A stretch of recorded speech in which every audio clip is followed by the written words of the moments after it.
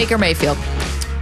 Very, very interesting here, as Deshaun Watson is now meeting right now, I think now, with the NFL, NFLPA, and the judge, Sue Robinson. He's having his hearing right now where they're going to determine, or a judge, an arbitrator is going to determine or recommend a punishment for him.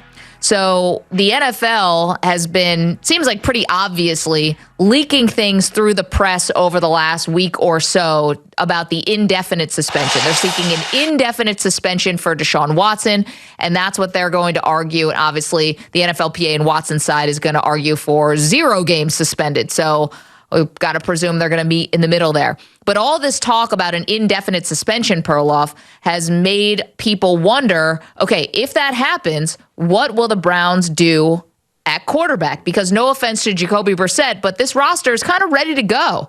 You know, you think you're going to be a contender this year in a very stacked AFC. You don't want to blow a year of Myles Garrett in his prime. You don't want to blow another year on running backs, which we know, like Nick Chubb and obviously Kareem Hunt. You know, running back Myles, you got to be very, very cautious and careful with that. You know, you really want to make sure you're going to all be peaking at the same time. And the thing is you can't even do the full tank because obviously the Houston Texans have the Browns' first-round pick next year. So they're really stuck in a tough place. You kind of have to compete. And so enter Baker Mayfield. Wait, do you think this roster is close enough to a Super Bowl without a Deshaun Watson super quarterback? I would not put them as a Super Bowl favorite or anywhere near there. However, I do think that Deshaun looked at the roster and thought, with a top 5 quarterback, you're a very competitive roster. Okay, but with a top 5 quarterback, every roster is a competitive roster, right? Oh, that's an interesting question. Not like the Jets and the Giants, but they don't have a top 5 quarterback. No, if you put a top 5 quarterback, they would not be that good either, would they? If you put a top 5 quarterback, if you put Tom Brady or Aaron Rodgers on the Jets, I think that they would make the playoffs. They have young weapons. Oh, right, but they wouldn't be a Super Bowl contender. You put them on the Lions, they're not going to be a Super Bowl contender. Playoff contender. Right. Well, no, but I think it's an interesting conversation. The Browns, yes, with Deshaun Watson, they might be an AFC championship team or Super Bowl team. Right. You can't just have with a good quarterback, you're not that. But you could be a playoff team, which for a team that's made the playoffs like twice since 1999, don't scoff at that kind of stuff. It's important, you know? It's important to the fan base. Why? Because you don't want to blow another year Blow another year of what? There's nothing to blow here. I don't think you want to sit through a mediocre season when, if Baker is healthy, you have at least a chance with a good run game, with a stout defense. You're going to win games. Like, yeah, that's just a fact, you know, I think. And so I would imagine being frustrated. And then let's say, okay, let's play this out. Say it's a 2-year suspension. Trevor Bauer just got one. Yeah. Say it's 2 years. Now you're going to blow 2 years of Myles Garrett. You're going to blow 2 years of your running game. You're going to blow 2 years of your great Denzel Ward. You're going to blow 2 years of everything. Like, that's not what the Browns, I imagine, had in mind, but that's the risk you take when you decide to sign somebody to a deal like that who has major, major accusations hanging over their head. And we know that with the NFL, it doesn't matter if it was indicted by a grand jury. They can punish outside of that. Their CBA, it says the personal conduct policy, they can punish outside of it. So we'll see what happens. But where it gets a little interesting is Baker and the situation with the Browns. Right. Like, could they ever reconcile? It's obviously not definitive, but said there'd have to be some reaching out. Like, the Browns would have to extend an olive branch here. What did you make of that? I focus more on the fact he said we're ready to move on twice. It's over. But where's he going to go? He's either going to be released and go to Seattle or Carolina, or they're going to trade him. I know, but nothing's materialized yet. I guess they're waiting to try to make a trade for something. Well, like, here's the thing, right? There's one, like, this is what I don't understand about the waiting. Eventually, what's the cliche? You cut off your nose to spite your face. You just had 12 spring practices, right? You just had your mandatory minicamp. If you really are thinking that Baker Mayfield could compete for your starting job, don't you want him in there for that kind of stuff? By the way, Deshaun Watson reportedly, according to all the reporters in Cleveland, he was taking all of the reps during those 12 spring practices. If you had any inclination that he was going to be suspended for the year, wouldn't you give Jacoby Brissett a few of those? That's just being smart to me. Anyway. Absolutely. I totally agree with that. But I don't think they want Baker in there. for anything. Also, if it's a 2-year deal, Baker's going to be a free agent after this year. Right. They're not going to re-sign Baker Mayfield. No, they won't. So they need a 2-year solution anyway. There's also, I just don't buy there's all this talent around them because I know Kareem Hunt's going to be a free agent because he's on the trading block right now. They have Nick Chubb, but they've had Nick Chubb and it doesn't mean anything. Myles Garrett is great. What does that really guarantee anything? The receiving core was great when Odell was there and healthy. I don't know. I feel They traded for Amari Cooper. Amari Cooper, it's not a great roster, in my opinion. It's an okay roster that would be really good with Deshaun Watson. Even with Baker there, I think that there's so much momentum lost with this franchise. It wouldn't be a great season. Also, the AFC's loaded this year, as we've talked about so many times. They're not going anywhere with Baker Mayfield, Maggie. Okay. So that's why I think they really do want a clean split here. Okay, so here's the thing, right? Then where are you? You're just in purgatory. You're just in limbo. Just waiting for Deshaun. And you're just waiting. And so the fans basically are just waiting. They're going to get what? A mediocre product then. Yeah. All because their franchise decided maybe that this was a terrible signing. Because you're not going to get the immediate payoff. And you might have to wait. Imagine you have to wait 2 years for him. And then 2 years in sports feels like an eternity. Wow, that's a big leap to say he's going to be gone for 2 years. I don't know, though. I mean, the NFL's pushing for indefinite. If you ask the average Browns fan, though, would they have done this deal? They were ecstatic when this deal here's the went thing, down. though. We don't have the information that the team had. Right. You know, like we've talked with this to Amy Dash, our legal expert, Michael McCann, our legal expert, Sportico legal expert, asking, do you think that the Browns had any inclination that an indefinite suspension could have been on the table? And would they not have given him the $230 million? And both of our legal people in our lives said they must have had some inclination about where the suspension was going to be. That'd probably be a 1 year. And they rigged his salary so it'd only be $1 million base salary to try to get around it, which also might have ticked off the NFL a little bit because if you're going to be punished, you're supposed to look like you're being punished, right? Like beyond not playing.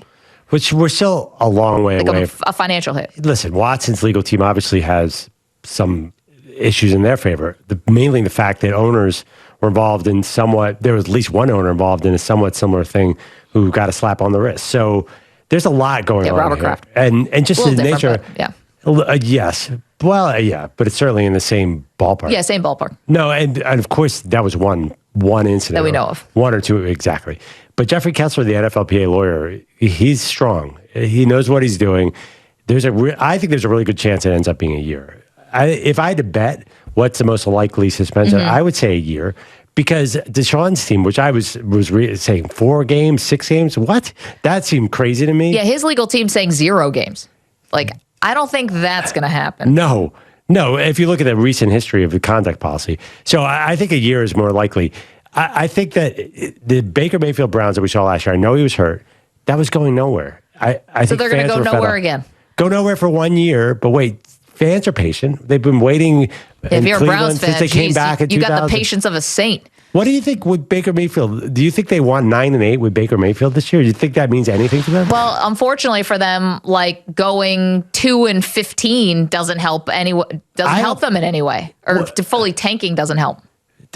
Jacoby Brissett is not that much worse than Baker Mayfield. Well, we'll see. We'll see, right? Their career stats are very close. Yeah, the career stats are close, but we'll see. I mean, one has been a journeyman quarterback. Another one was the number 1 overall pick. So even just by reputation, and I think that obviously you look at them differently. Maybe that's wrong. Maybe that's not warranted. Did you say the same thing about Jared Goff in Detroit last year? Forget the number 1 pick. The NFL has spoken on Baker Mayfield. There's no demand right now. I know, but the Jared Goff thing was, first of all, Matthew Stafford was asking for a trade. Right. My point was, just because you're a number 1 overall pick doesn't mean that you have value. Right. I understand it, but then you're going to aspire to be where the Lions are? Congrats. No, it's like no, you have an option at quarterback that's just not a very good option with a roster that's obviously, I know you say they're mediocre. Of course they'd be elevated by a top 5 quarterback, but if they were really so mediocre, then why did Deshaun Watson pick them? No offense, Cleveland. It's $30 million. But you don't think the Falcons would have done that, or the Panthers? They all would have thrown this money at him. Well, Cleveland's a way better roster than the Panthers and the Falcons, especially offensively. But I don't think they're a Super Bowl roster with Baker Mayfield. I don't think anybody thinks that. They haven't been. Baker's had a chance. But in my analogy, by the way, Baker is Jared Goff. I'm saying they could go with their version of Jared Goff, which is Baker Mayfield, a former number 1 overall who failed. Right. I'm sorry, it's just what happened. But they don't want to do that. They want to take a risk and take a bigger swing here. And I think fans are down with it. They took the bigger swing, but I mean, you've got likely not going to have anything to show for it year one, possibly year two. Once again, we get back to 76ers a year. What's a big deal? Yeah, you guys burned a decade with the process. How long did the process last? What happens if Baker Mayfield plays and he's really good? Then what happens? If Baker plays and is really good? They were 11-6. You wouldn't have to worry about that, because even if Baker played for the Browns and was good, if Deshaun's available for the next year, you're obviously going to go with that. What if Baker was great? You're still going to go with that. You're still going with it's the financial investment alone is where you'd go with it. It's just you got to follow the money there, right? Okay, so that's what's going on with Baker. You're welcome to weigh in. 855-212-4CBS, 855-212-4227. Maybe Baker Mayfield just doesn't play next year. Because I don't know if he's a guy. Can he be a backup? Oh, yeah, definitely. Can he?